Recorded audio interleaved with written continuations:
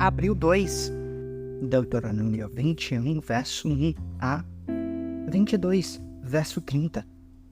Quando estiverem na terra que o Senhor, seu Deus, lhes dá, e alguém for encontrado morto no campo e não se saiba quem o matou, as autoridades e os juízes medirão a distância do local onde está o cadáver até as cidades vizinhas. Quando se determinar qual é a cidade mais próxima, as autoridades da cidade escolherão do rebanho uma novilha que nunca tinha sido usada para trabalhar no campo e nunca tenha puxado um arado. Levarão a novilha a um vale que não tenha sido lavrado nem semeado e pelo qual passe um ribeiro. Ali no vale quebrarão o pescoço da novilha. Os sacerdotes levitas se aproximarão, pois o Senhor, seu Deus, os escolheu para servirem diante dele e pronunciarem bênçãos em seu nome. Cabe a eles decidir todos os casos legais e criminais. As autoridades daquela cidade lavarão as mãos sobre a novilha cujo pescoço foi quebrado e dirão: nossas mãos não derramarão o sangue dessa pessoa, nem vimos o crime acontecer. Ó Senhor, perdoe teu povo Israel, o qual libertaste. Não culpes o teu povo pela morte de um inocente. Assim serão absolvidos da culpa pelo sangue da pessoa. Desse modo, vocês removerão do seu meio a culpa pela morte da vítima e farão o que é certo aos olhos do Senhor. Quando vocês saírem para guerrear contra os seus inimigos e o Senhor, seu Deus, entregá-los em suas mãos e vocês os fizerem prisioneiros, pode acontecer de algum de vocês ver uma mulher bonita entre os cativos, sentir-se atraído por ela e desejar casar-se com ela. Neste caso, leve-a para casa, onde ela raspará a cabeça, cortará as unhas e trocará as roupas que estava usando quando foi capturada. Ela ficará em sua casa, mas você deixará que ela fique de luto pelo pai e pela mãe por um mês inteiro. Depois disso, você se casará com ela, passará a ser seu marido e ela será sua esposa. Se depois do casamento ela não o agradar, liberte-a. Não a venda nem a trate como escrava, pois você a humilhou. Se um homem tiver duas esposas e amar apenas uma delas, mas ambas lhe derem filhos homens, e o filho mais velho for da esposa que ele não ama, quando dividir sua herança, o homem não poderá dar a porção maior ao filho da esposa amada, como se este fosse o filho mais velho. Terá de reconhecer os direitos do filho mais velho da esposa não amada, dando-lhe porção dobrada. Ele é o primeiro filho do vigor de seu pai, e os direitos do filho mais velho lhe pertencem.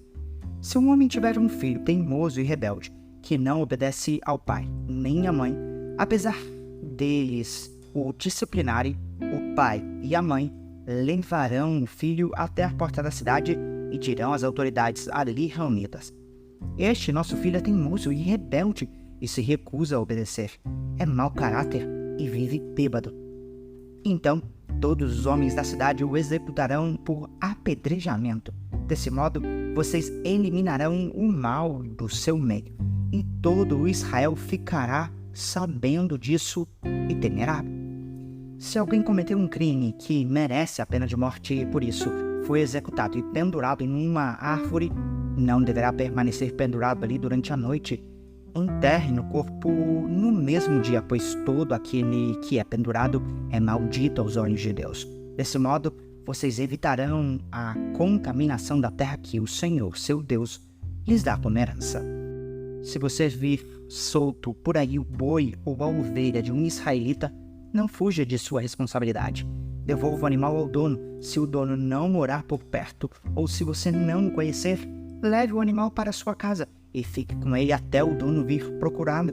Então, devolva o animal. Faça o mesmo se encontrar um jumento, uma peça de roupa ou qualquer outra coisa que alguém tenha perdido. Não fuja de sua responsabilidade. Se você vir o jumento ou o boi de um israelita caído no caminho, não o ignore. vá e ajude o dono a levantar o animal. A mulher não deve usar roupas de homem e o homem não deve usar roupa de mulher. Quem age desse modo é detestável aos olhos do Senhor seu Deus. Se acontecer de você encontrar o ninho de um pássaro numa árvore ou no chão, e houver nele filhotes ou ovos que a mãe esteja chocando, não leve a mãe junto com os filhotes. Leve os filhotes, mas deixe a mãe, para que você prospere e tenha vida longa. Quando você possuir uma casa nova, coloque um parapeito em torno do terraço. Desse modo, se alguém cair do terraço, você e sua família não serão culpados pela morte da vítima. Não plantem nenhuma outra semente entre as videiras em seu vinhedo. Se o fizerem, estarão proibidos de usar tanto as uvas desse vinhedo como o fruto da outra plantação que semearem. Não arem a terra com um boi e um jumento presos ao mesmo jugo. Não usem roupas feitas de fios de lã e linho entrelaçados. Coloquem franjas nas 4 pontas do manto com o qual vocês se cobrem. Se um homem se casar com uma mulher e depois ter relações com ela, rejeita-la e acusa-la publicamente da conduta vergonhosa, dizendo: quando me casei com esta mulher, descobri que ela não era virgem. Então o pai e a mãe da mulher levarão a prova da virgindade da filha até a porta da cidade, onde as autoridades estarão reunidas. O pai lhes dirá: dei minha filha em casamento a este homem, e agora ele a rejeitou. Acusou-a de conduta vergonhosa, dizendo: descobri que sua filha não era virgem. Aqui está, porém, a prova da virgindade de minha filha. Então os pais estenderão o lençol da filha diante das autoridades, e eles pegarão o homem e o castigarão.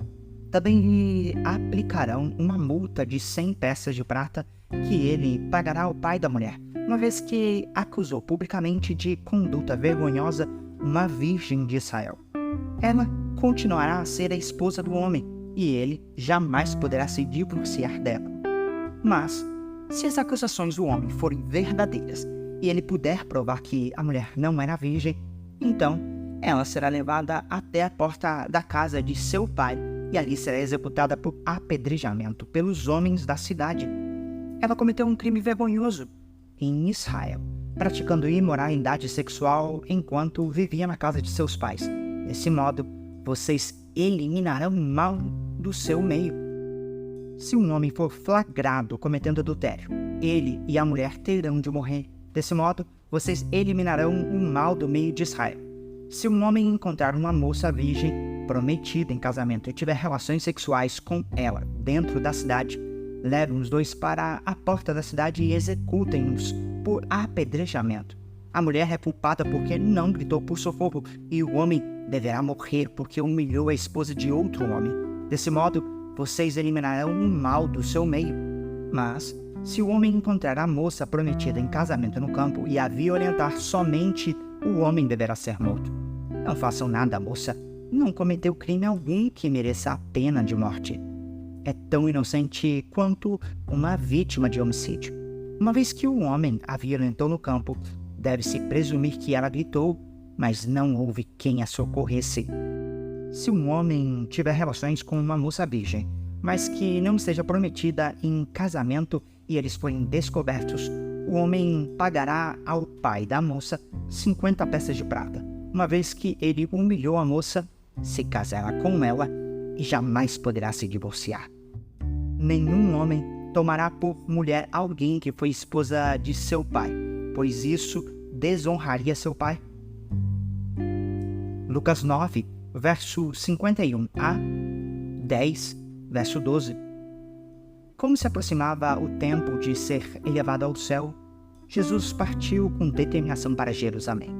Enviou mensageiros adiante até um povoado samaritano, a fim de fazerem os preparativos para sua chegada. Contudo, os habitantes do povoado não receberam Jesus, porque parecia evidente que ele estava a caminho de Jerusalém. Percebendo isso, Tiago e João disseram a Jesus: Senhor, quer que mandemos cair fogo do céu para consumi-los?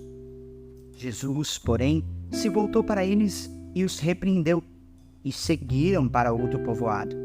Quando andavam pelo caminho, alguém disse a Jesus: Eu seguirei aonde quer que vá. Jesus respondeu: As raposas têm tocas onde morar e as aves têm ninhos, mas o Filho do Homem não tem sequer um lugar para recostar a cabeça. E a outra pessoa ele disse: Siga-me. O homem, porém, respondeu: Senhor, deixe-me primeiro sepultar meu pai. Jesus respondeu: Deixe que os mortos sepultem seus próprios mortos. Você, porém, deve ir e anunciar o reino de Deus. Outro ainda disse: Senhor, eu o seguirei, mas deixe que antes me despeça de minha família.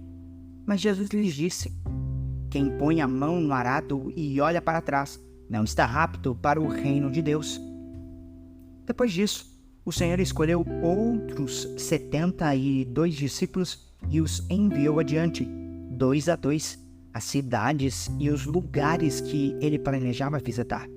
Estas foram suas instruções. A colheita é grande, mas os trabalhadores são poucos. Orem ao Senhor da colheita, peçam que ele envie mais trabalhadores para seus campos. Agora, vão e lembrem-se de que eu os envio como cordeiros no meio de lobos. Não levem dinheiro algum, nem bolsa de viagem, nem um par de sandálias extras. E não se detenham para cumprimentar ninguém pelo caminho. Quando entrarem numa casa, digam primeiro: que a paz de Deus esteja nessa casa. Se os que vivem ali forem gente de paz, a bênção permanecerá. Se não forem, a bênção voltará a vocês. Permaneçam naquela casa e comam e bebam o que lhes derem, pois quem trabalha merece seu salário. Não fiquem mudando de casa em casa. Quando entrarem numa cidade e ela os receber bem, comam o que lhes oferecerem. Curem os enfermos e digam-lhes: agora o reino de Deus chegou até vocês. Mas, se uma cidade se recusar a recebê-los, saiam pelas ruas e digam: limpamos de nossos pés até o pó dessa cidade em sinal de reprovação. E saibam disso, o reino de Deus chegou. Eu lhes garanto que no dia do juízo, até Sodoma será tratada com menos rigor que aquela cidade. Salmo 74, versos 1 a 23. Salmo de Asaf. Ó Deus, por que nos rejeitaste por tanto tempo? Por que é tão intensa a tua ira contra as ovelhas de teu pasto? Lembra-te de que somos o povo que adquiriste muito tempo atrás, a tribo que resgataste com tua propriedade. Lembra-te ainda do Monte Sião, a tua habitação. Caminha pelas ruínas assustadoras da cidade, vê como o inimigo destruiu teu santuário. Ali teus inimigos deram gritos de vitória, ali hastearam suas bandeiras de guerra, usaram seus machados como lenhadores no bosque, com machados e picaretas, despedaçaram os painéis entalhados, incendiaram todo o teu santuário, profanaram o lugar de habitação de teu nome.